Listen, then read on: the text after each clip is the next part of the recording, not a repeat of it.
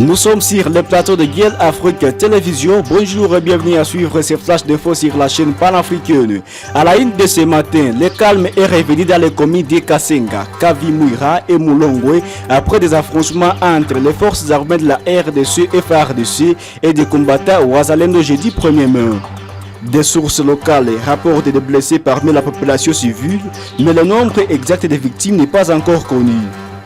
Le Conseil provincial de sécurité se réunira aujourd'hui à Uvira pour discuter de la situation. Le porte-parole des opérations Sokola D6 Kivu a confirmé que les divergences ont été résolues et que le FARDC assure la sécurité de la ville. Il attribue les enfoncements à un malentendu entretenu par un petit groupe de Wazalendo. Le premier groupe de soldats de FARDC en provenance de Goma est arrivé à Kinshasa ce vendredi.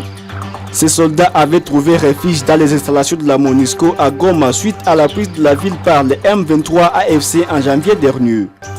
La première ministre Judith Suminwa Tuluka a accueilli personnellement les soldats à l'aéroport international d'Njili.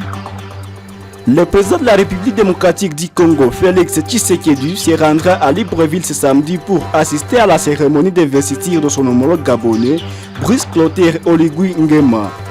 Le général Oligui Nguema a été élu président avec 94,85% des suffrages lors du scrutin du 12 avril, selon les résultats définitifs proclamés par la Cour constitutionnelle.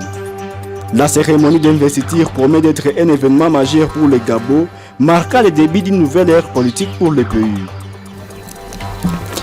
Une semaine après la signature d'une déclaration de principe à Washington, les délégations de Kinshasa et Kigali n'ont pas encore transmis les éléments attendus pour l'avant-projet d'accord de paix. Le secrétaire d'État américain Marco Rubio avait fixé ce 2 mai comme date limite pour la transmission de ces éléments. Malgré l'absence de communication officielle, les deux délégations continuent